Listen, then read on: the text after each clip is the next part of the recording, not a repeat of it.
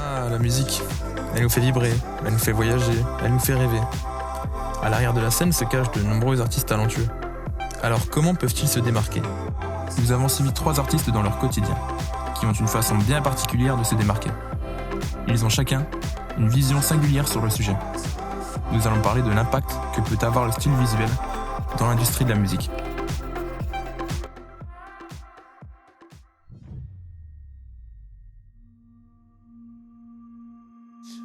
Je m'appelle Yvan Descamps, nom d'artiste Discay. Je suis compositeur de musique électronique depuis une dizaine d'années.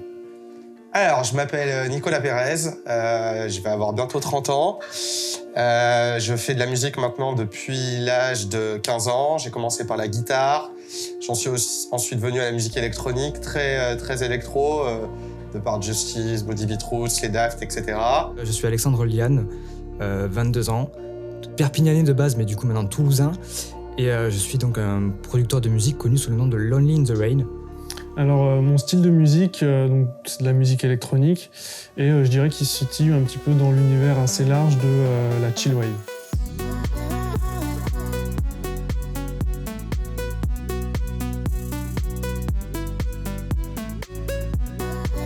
Je vais chercher en fait à être très dans l'émotion. Si on doit le définir aujourd'hui, ça serait plutôt de l'électro-mélodique.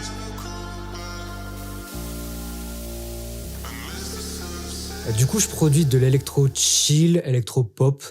Et comme je suis très influencé par la pop, par les musiques acoustiques, les ballades, etc. Donc voilà, c'est un petit peu un combo d'acoustique et d'électro.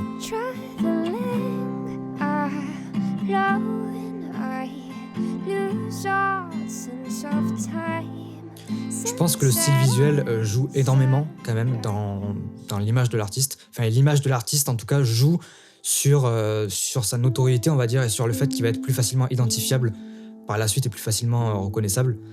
Moi, je sais que, étant du coup graphiste de métier, j'y attache énormément d'importance. Ça peut démarquer, pas vraiment, mais plus attirer l'attention. Ça peut être un appui.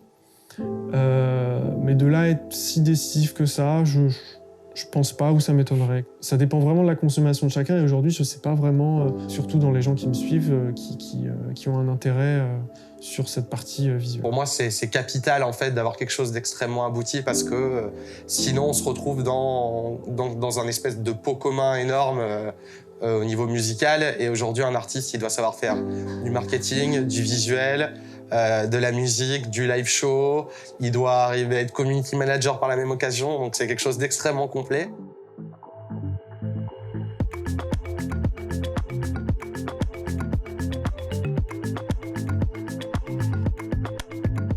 La plupart des créations visuelles, c'est moi qui les ai réalisées, et j'ai trouvé un peu une ligne directrice qui est donc un objet souvent 3D, ou voilà, qui est mis en avant, et derrière un paysage, ou voilà, quelque chose d'un petit peu plus diffus derrière.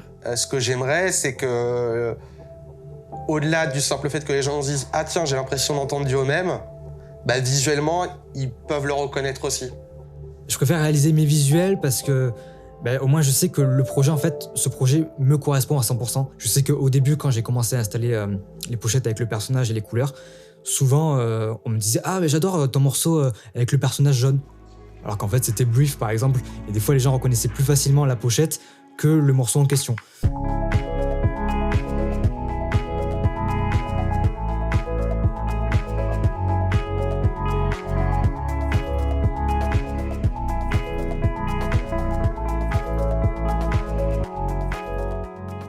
Je suis beaucoup inspiré par le cinéma. Il y a forcément certains films qui marquent d'autant plus, comme par exemple, moi, un film qui m'a beaucoup marqué, c'est Interstellar.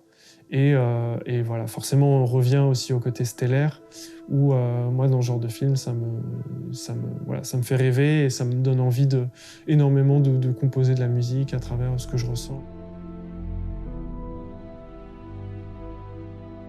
Faire des bandes originales, ouais, c'est quelque chose qui m'intéresse beaucoup, que j'ai déjà fait, j'ai eu la chance de faire, et que j'aimerais faire de plus en plus par la suite aussi, parce que ça mixe mes deux univers à moi, c'est-à-dire l'univers visuel avec l'univers sonore.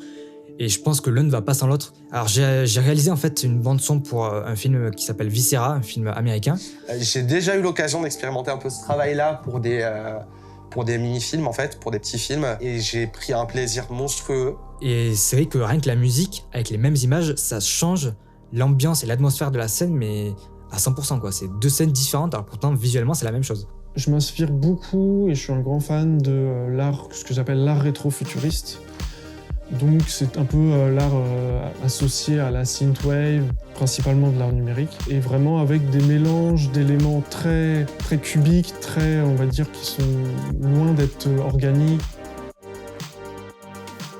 Aujourd'hui, j'ai un peu fait le pas récemment d'aller vers une artiste graphiste qui vont me permettre d'avoir, voilà, de faire des designs encore plus pro et que je sois encore plus satisfait de mon image, parce que pour promouvoir le son, on est d'autant plus content quand il y a un beau visuel et que ça colle carrément avec le son qu'on souhaite. Pour mes prochains projets visuels, j'ai une sortie de prévue bientôt, un nouveau single qui s'appelle Nitessence.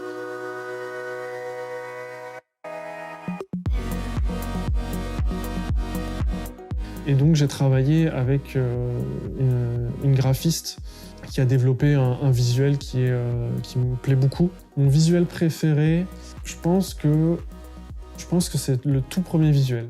Dès que j'ai vu cette proposition, j'ai direct compris que ça collait exactement à ma musique et à mon projet. Et c'est un petit peu de ce visuel qui a découlé derrière toute la suite de visuels.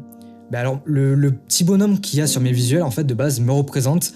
Parce que quand j'ai commencé le projet, voilà, je tenais à rester, on va dire, assez anonyme, on va dire, pour que n'importe qui puisse s'identifier au projet. C'est pour ça que le nom aussi, Lonely in the Rain, était assez global, c'était pas mon nom ni mon prénom. Mes morceaux, en fait, représentent, on va dire, un bout de vie, peut-être quelque chose que j'ai vécu, quelque chose qui m'inspire. Et donc, du coup, les visuels vont être pas mal rattachés à ça. Par exemple, mon prochain morceau, Way Back Home, du coup, le visuel, on voit le personnage seul sur une colline qui attend, en fait, quelque chose.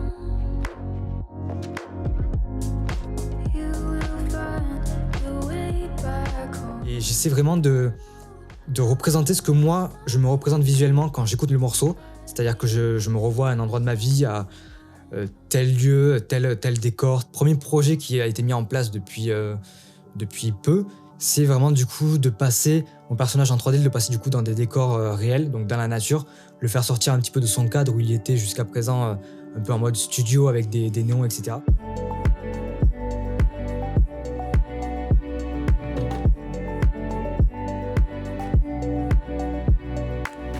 Pour les prochains visuels, pour les prochaines pochettes, il sera à chaque fois donc dans un décor extérieur. Peut-être des fois un peu plus futuriste, un peu plus imaginaire que quelque chose de réel, mais quand même dans un décor avec de l'herbe, le ciel, etc.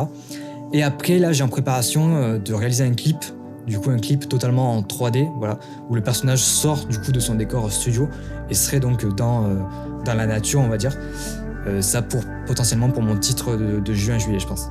Mes futurs projets visuels, concrètement, donc là, on est en train de travailler sur un projet un peu plus gros que ce qu'on a pu démarrer avec Omem au début, qui était vraiment de la sortie single par single.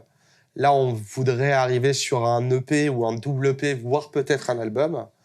L'idée, c'est qu'on est en train de retravailler toute la direction artistique de l'astronaute, proprement dit, qui identifie Omem, pour avoir quelque chose de très singulier. On voudrait travailler sur un astronaute qui a des textures, etc., qu'on puisse animer en 3D par la suite.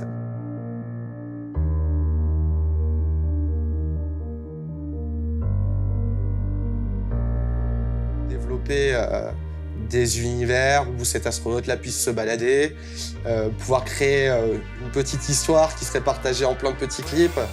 Il y a une vraie volonté, en tout cas, de pousser l'artistique autant sur le côté musical que sur le côté visuel.